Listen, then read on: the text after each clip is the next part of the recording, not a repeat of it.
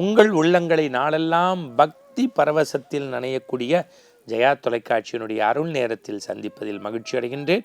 குறிப்பாக நம்முடைய ஆனந்த ஆரம்பத்தில் பல்வேறு கதைகளை பல்வேறு கருத்துக்களை நாம் சிந்தித்து வருகின்றோம். அந்த வகையில் இன்றைக்கு நாம் சிந்திக்க இருக்கக்கூடிய தலைப்பு புத்தகம் எனும் பொக்கிஷம். என்னது? புத்தகம் எனும் பொக்கிஷம். ஒருத்தர் பெரிய மெஜிஷியனாக இருப்பார், பெரிய திரைப்பட நடிகராக இருப்பார், பெரிய பாடகராக இருப்பார், பெரிய இன்ஸ்ட்ருமெண்ட் வாசிக்கிறவராக இருப்பார், பல்துறை ஆற்றல் படைத்தவராக இருப்பார்.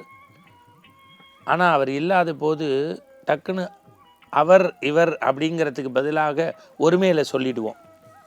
ஆனால் படித்த இந்த மேதைகளை, அறிஞர்களை, சான்றோர்களை அவன் இவன்னு யாரும் அப்படி சொல்லிட மாட்டாங்க.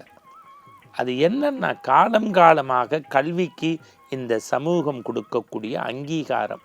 படிப்பதில் இல்லாத சுகமா, நல்ல பழக்கத்தில் இல்லாத சுகமா, கெடுக்கின்ற பொருட்களில் நீ சுகத்தை வைத்தால் கேட்பதும் பிடிப்பதும் தகுமா அப்படின்னு கவியரசு கண்ணதாசன் எழுதுகிறார். படி படி படி படிப்புத்தான் உயர்த்தும். அதுவும் அறநூல்கள், தெய்வ நூல்களை படிக்க படிக்க படிக்க படிக்க நம்ம முழு மனிதனாகிடுவோம். இப்போ நீங்கள் பாருங்களேன், நம்ம இதே அருள் நேரத்தில் பெரிய புராணத்து கதைகளை நம்ம பேசியிருக்கோம். அது உங்களுக்கு தெரியும். 12ஆம் திருமுறை. உலகெல்லாம் உணர்ந்து ஓதற்கரியவன், நிலவுலாவிய நீர்வழி வேணியன், அழகில் சோதிய நம்பளத்து ஆடுவான், மலர்ச்சிலம்படி வாழ்த்தி வணங்குவோம்னு நம்முடைய பெருமானுக்கு ஆண்டவனே அடியெடுத்து கொடுத்து எழுதப்பட்ட ஒரு மறைநூல் சைவ செங்கதிர். நம்முடைய சைவத்தினுடைய பொக்கிஷம் பெரிய புராணம். 63 நாயன்மார்களுடைய கதை. அதை கண்ணப்பரை பற்றி, பூசலாரை பற்றி, சிறுத்தொண்டரை பற்றி, இளையான்குடி மாரநாயனாரை பற்றி, கமலவதி தாயை பற்றி, காரைக்கால் அம்மையாரை பற்றி நிறைய பார்த்துருக்கோம். இப்போ ஒட்டுமொத்தமாக ஒரு வரியில் சொல்கிறேன். அந்த நூல் நமக்கு எதை சொல்லுது?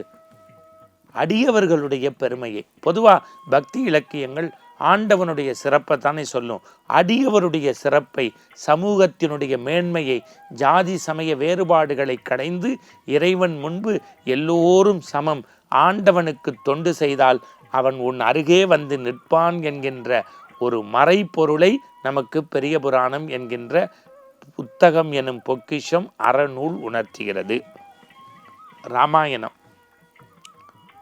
உலகெல்லாம் உணர்ந்து ஓதற்கரியவன், நிலவுலாவிய நீர்வழி வேணியன், அழகில் சோதிய நம்பளத்தாடுவான், மலர்ச்சிலம்படி வாழ்த்தி வணங்கோன்னு பெரிய புராணத்தை சொன்னோம். இதில் எப்படி எழுதுகிறாரு? அதே உலகுதான்.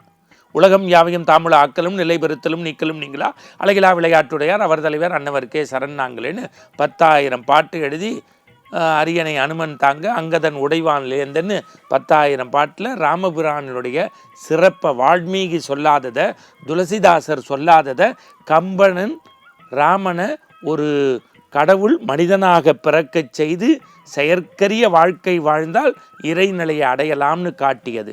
ஆனால் அதில் ஒரே ஒரு விஷயம் என்ன சொல்ல வராரு? பிறன்மனை நோக்கா பேராண்மை. கம்பன்ட்ட அறம் பேசினார், தர்மம் பேசினார், சகோதர பாசம், தாய் தந்தை மதிப்பு, குரு மரியாதை, சமூக வளம் எல்லாம் சரி. அந்த அந்த அந்த அந்த அந்த புத்தகம் என்னும் பொக்கிஷம் கம்பராமாயணம் இந்த சமூகத்துக்கு சொல்லக்கூடிய செய்தி என்ன? ஒரு எவ்வளவு பெரிய சிவபக்தனாக இருந்தாலும், ஒரு மன்னனாக இருந்தாலும், பிறருடைய மனைவியை மனசால நினைஞ்சா ஒருத்தன் மாண்டு போவான். அதுதான் ராமாயணம் நமக்கு சொல்லுது. இதை அப்படியே வச்சுங்க. மகாபாரதம். அந்த கண்ணனுடைய பகவத்கீதையும் மகாபாரதத்தையும் படித்தாலே நம்ம மகாத்மாவா இல்லை, மனுஷனாயிடுவோம்.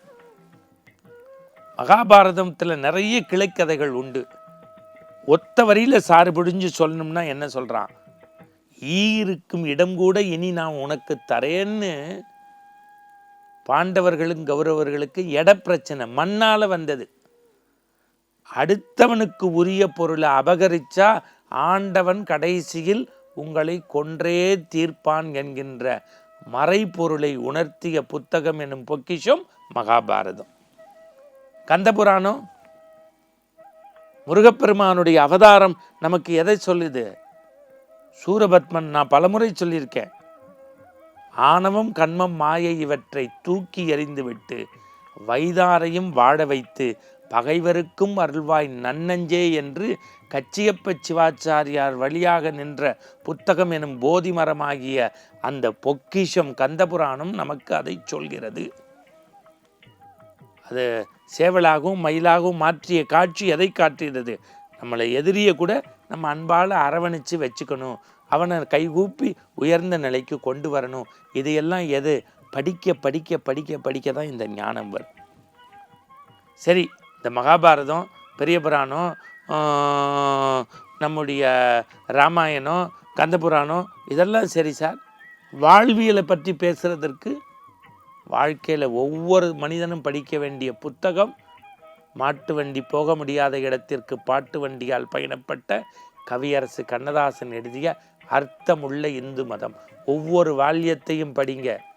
சாப்பாட்டுக்கு முன்னாடி தண்ணி எடுத்து எப்படி சுற்றணும், ஏன் காக்காய்க்கு சாதம் வைக்கணும், ஏன் கோவிலுக்குள்ளே போகணும், ஏன் அர்ச்சனை பண்ணணும், எப்படி விளக்கேற்றணும், ஏன் கோபுர தரிசனம் பண்ணணும், ஏன் இந்துக்கள் திருநீர் பூசணும், குங்குமம் வச்சுக்கணும், குலதெய்வ வழிபாடு என்ன, அப்படியே சாறு புழிஞ்சு கொடுத்த ஒரு நூல் புத்தகம் எனும் பொக்கிஷம் அர்த்தமுள்ள இந்து மதம். சரி, இதையெல்லாம் தாண்டி சில சமயம் சார்ந்தவர்கள் எப்படி நெறிப்படி இருக்கணும், அதுக்கு நீங்கள் படிக்க வேண்டியது 7 வால்யம் மொத்தமாக தொகுத்து தெய்வத்தின் குரல். ஒரு தெய்வமே தெய்வம் தந்த குரலாக இருப்பது தான் தெய்வத்தின் குரல். நம்முடைய தாற்பயம் என்ன? எதற்கு நித்திய அனுஷ்டானங்கள் செய்ய வேண்டும்? ஏன் ஈமக்கிரியைகள் செய்ய வேண்டும்? ஏன் அமாவாசை தர்ப்பணம் பண்ணணும்? எப்படி ஆண்டவனுக்கு நேவேத்தியம் பண்ணணும்? எப்படி திருமணங்களை எளிமையாக நடத்தணும்? ஏன் வரதட்சணை வாங்கக்கூடாது? ஏன் பிரம்மச்சரிய விரதனம் செய்யணும்? ஏன் சந்தியாவந்தனம் பண்ணணும்? இப்படி எல்லா விஷயங்களையும் நெத்தியடியாக உடைச்சு நமக்கு உள்ளங்கை நெல்லிக்கனியாக தரக்கூடிய புத்தகம் என்னும் பொக்கிஷம் எதுன்னா தெய்வத்தின் குரல். நீங்கள் ராமாயணம் படித்தாலும், பெரிய புராணம் படித்தாலும், கந்த புராணம் படித்தாலும், தெய்வத்தின் குரல் படித்தாலும், அர்த்தமுள்ள இந்து மதம் படித்தாலும், நீங்கள் மனிதத்தன்மையாக வாழக்கூடிய அத்தனை தர்மங்களையும் சொல்லியிருக்கு. நான் மீண்டும் பலமுறை சொல்லியிருக்கேன், மேலேந்து ஒரு புஸ்தகத்தை ஏன் கீழே படிக்கிறோம்னா, கீழே இருக்கக்கூடிய நம்ம மேலே போகலாம்.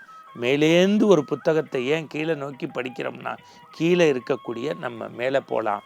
உலகத்தில் இருக்கக்கூடிய எல்லா செல்வம் என்கின்ற பொக்கிஷமும் ஒரு நாள் கரைந்து போகும், காணாமல் போகும். புத்தகம் எனும் பொக்கிஷம் மட்டும் கடைசி வரை உங்கள் கூட வரும். மீண்டும் நாளை சந்திப்போம். வணக்கம்.